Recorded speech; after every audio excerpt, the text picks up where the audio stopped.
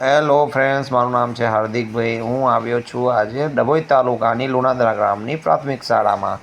ચાલો એક વાર્તા કહું. એકવાર એક વ્યક્તિનું મૃત્યુ થાય છે તો તેને એક સ્વર્ગલોક પામે છે. ત્યારે સ્વર્ગમાં તેને ભૂખ લાગે છે. ત્યારે દેવોને કહે છે કે મને જમવાનું આપો, મને ભૂખ લાગી છે.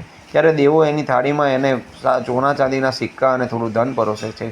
એવામાં એ પૂછે છે કે સોના ચાંદીના સિક્કા અને ધનનું હું શું કરીશ, મને તો ભૂખ લાગી છે. તો દેવોએ કહ્યું હતું કે ગયા જન્મમાં તે કયા કર્મ કર્યા હતા? તો સોના ચાંદી અને સિક્કા અને ધન પર દાન કર્યું હતું મેં.